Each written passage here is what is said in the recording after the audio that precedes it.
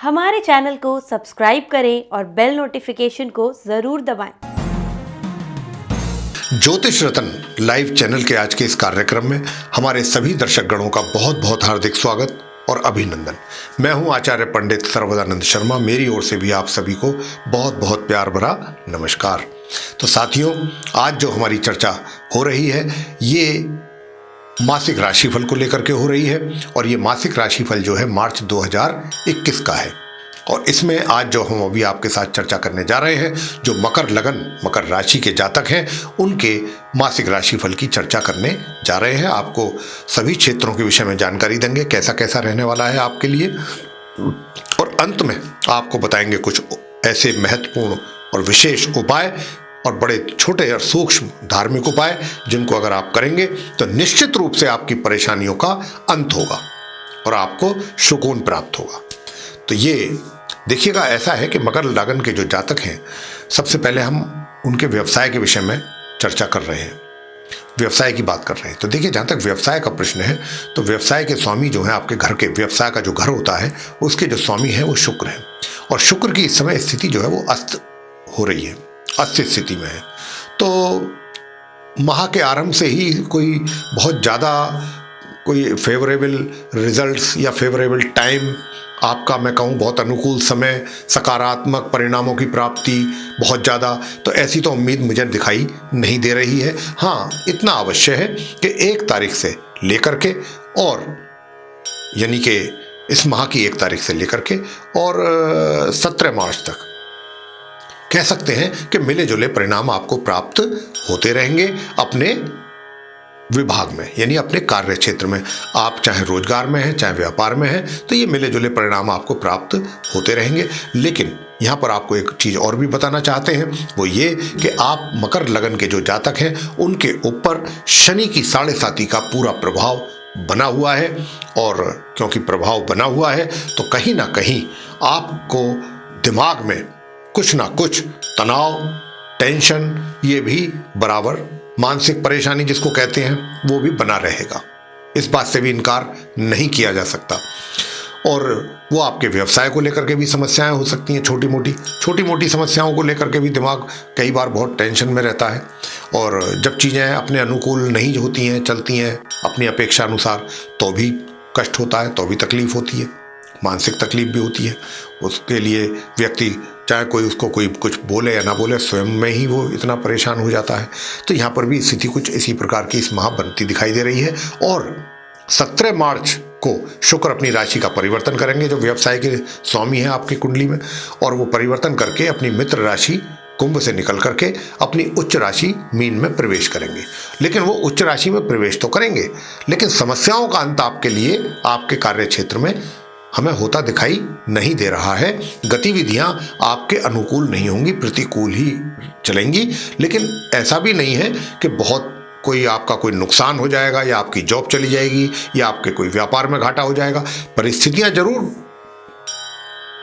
अनुकूल नहीं होंगी थोड़ा, लेकिन ऐसा भी नहीं होगा कि कोई आपके लिए कोई बहुत बड़ा नुकसान हो जाए, कोई हानि हो जाए आपके कारोबार में, आपके व्यापार में, आपके व्यवसाय में या रोजगार में। बस ये है कि संघर्ष वाली स्थिति है, संघर्ष करते रहेंगे।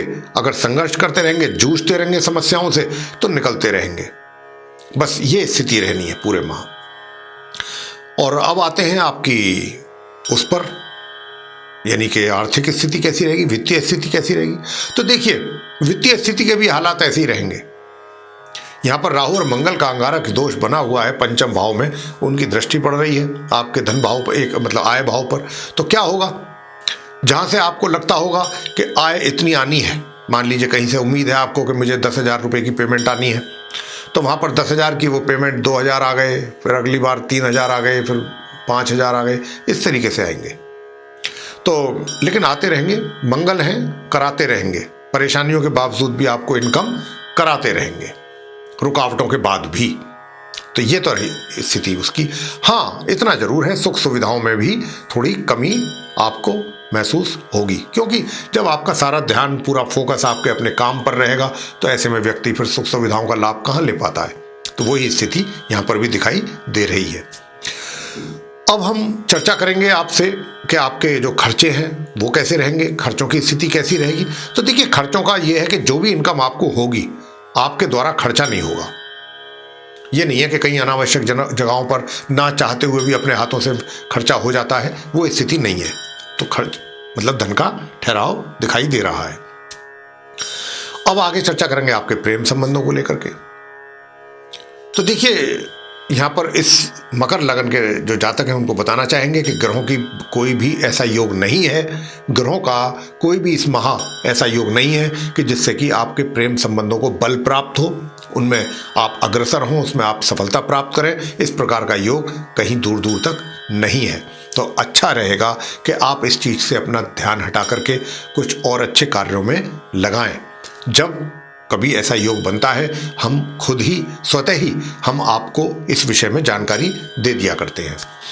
तो ये रहा प्रेम संबंधों को लेकर के। वैवाहिक संबंध, देखिए वैवाहिक संबंधों में भी यही रहेगा कि मिले जुले परिणामों की प्राप्ति आपको रहेगी, खट्टे मीठे परिणाम, कभी नरम कभी गरम, कभी नरम कभी गरम, इस प्रकार का पूरा माह आपका निकलेगा पति पत्नी के बीच। तो ये भी हुआ। अब आपसे आगे चर्चा करते हैं आपके पारिवारिक संबंधों को लेकर के। पारिवारिक संबंध कैसे रहेंगे? देखिए, पारिवारिक संबंध भी आपके, मैं जहाँ तक है कि माह की 14 तारीख तक तो थोड़ा सा ज़्यादा नहीं, बहुत थोड़ा सा हो सकता है बीच बीच में कभी कुछ मनमुटाव या आपके विचार में वैचारिक मतभेद, कुछ ऐसी स्थिति हो। लेकिन उसके बाद 14 मार्च को जब सूर्य राशि से निकल जाएंगे अपनी शत्रु राशि कुंभ से और वो मीन राशि में प्रवेश करेंगे, तो 14 मार्च से लेकर 31 मार्च तक संबंध जो है आपके सामान्य रहेंगे परिवारों के सदस्यों के साथ। अब आती है बात कि छात्रों के लिए ये माह कैसा रहेगा उनकी शिक्षा को लेकर।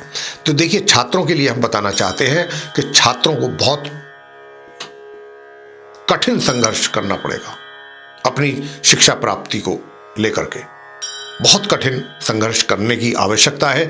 अगर कहीं भी थोड़ी सी चूक हो गई, थोड़ी सी लापरवाही हो गई छात्रों के द्वारा पढ़ाई में, तो ये माह आपको मानसिक तौर पे बहुत परेशान कर देगा। क्यों कर देगा? कि जब आपको परिणाम जो है आपकी शिक्षा के आपकी अपेक्षा के अनुसार प्राप्त नहीं होंगे, निश्चित रूप से वो आपके लिए दुखदायी चीज होगी, आपको कष्टकारी चीज होगी आपके लिए।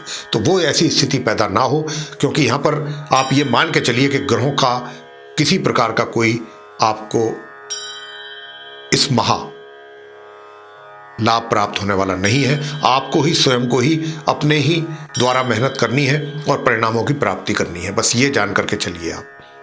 संतान का जहाँ तक सवाल है, संतान के विषय में भी बता दें, माता पिताओं को संतान से संबंधित चिंताएं रहेंगी, दिमाग में परेशानियां रहेंगी और ऐसा भी महसूस होगा कि कोई सामने कोई सॉल्यूशन नहीं है।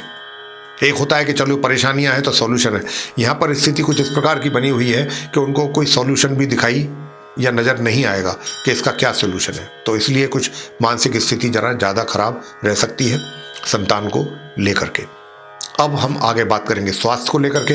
तो देखिए, स्वास्थ्य की जहाँ तक बात है तो 1 तारीख से 11 तारीख के बीच में तो स्वास्थ्य आपका थोड़ा सामान्य से नीचे रहेगा, प्रभावित जिसको कहना चाहिए प्रभावित रहेगा। लेकिन उसके बाद थोड़ा उसमें सुधार आएगा और ओवरऑल कह सकते हैं कि अगर 1 मार्च से 31 मार्च तक की हम बात करें स्वास्थ्य के विषय में, तो स्वास्थ्य आपका सामान्य या सामान्य से कुछ नीचे, बस ये मान करके आप चल सकते हैं। अब अंत में उपाय कौन से हैं, कौन से ऐसे उपाय करे जाएं कि जिसकी वजह से आपको इन सभी क्षेत्रों में, यानी कि छात्रों को भी कुछ थोड़ा सा संतोष मिले, उनको भी कुछ राहत मिले। तो वो कौन से उपाय हैं? तो देखिएगा, एक उपाय करिएगा, माँ सरस्वती की पूजा करें छात्र लोग। माँ सरस्वती की पूजा करनी है और क्या करना है? ओम या देवी सर्वभूतेषु विद्यारूपेण संस्थिता नमस्तस्यै नमस्तस्यै नमस्तस्यै नमो नमः। ये मंत्र है, इसकी 1 माला प्रतिदिन करें पूरे माह छात्र लोग। अगर ये करेंगे तो आपको निश्चित रूप से आपका जो मानसिक तनाव है अपनी शिक्षा को लेकर के, उसमें कमी आएगी, सुकून मिलेगा और चीजें आसान होंगी आपके लिए। अब दूसरा उपाय क्या है जो सभी को करना है कि मंगल के दिन हनुमान जी की मूर्ति के सामने जाना है मंदिर में और वहाँ माथा टेकना है और कुछ मीठे का प्रसाद चढ़ाएं, सरसों के तेल का दीपक जलाएं और वहीं बैठ करके हनुमान चालीसा, हनुमान अष्टक और हनुमान स्तोत्र का पाठ आप करें और आरती से उसका समापन करें, हनुमान जी की आरती करके, और फिर वहाँ से उस प्रसाद को बांटें। यह मंगलवार का उपाय आपको बताया है हमने। और एक उपाय फिर आपने करना है, किसका? गुरुवार का करना है। गुरुवार के दिन आपने जो करना है वो ये करना है कि गुरुवार के दिन आपने केसर का तिलक अपने माथे पर, अपनी जिह्वा पर, अपनी नाभि पर लगाना है। और उस दिन अगर हो सके तो केले के वृक्ष की पूजा गुरुवार के दिन प्रातःकाल अवश्य कर लें। ये आप काम अवश्य करें।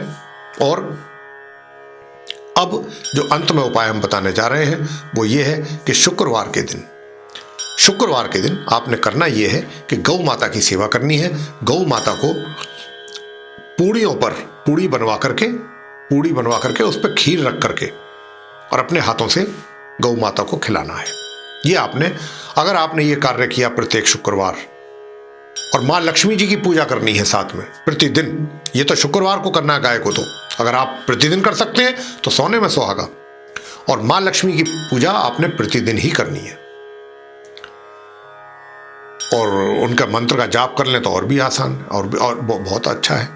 ओम या देवी सर्वभूतेषु लक्ष्मी रूपेण संस्थिता नमस्तस्यै नमस्तस्यै नमस्तस्यै नमो नमः। इस मंत्र का 108 बार जाप करें माँ लक्ष्मी जी का सायंकाल, तो बहुत अच्छा है। ये उपाय है, न करिएगा। अगर करेंगे तो निश्चित रूप से जिन जिन क्षेत्रों में बाधाएं, समस्याएं आपको हमने बताया है कि आ रही है ग्रहों के कारण, वो दूर हो जाएंगी। तो हमारा आपसे यही कहना है कि जो मकर राशि के जो जातक हैं उनको ये राशिफल अगर पसंद आया तो लाइक कीजिए, शेयर कीजिए, चैनल को भी सब्सक्राइब करना ना भूलें और जो बेल आइकन है उसको अवश्य दबाएं ताकि आने वाले दिनों में जो हमारे नए कार्यक्रमों के वीडियोस हैं वो आप तक आसानी से पहुंच सकें और आप उन सभी का लाभ प्राप्त समय अनुसार कर सकें। इसी के साथ बहुत बहुत धन्यवाद। जय माता दी।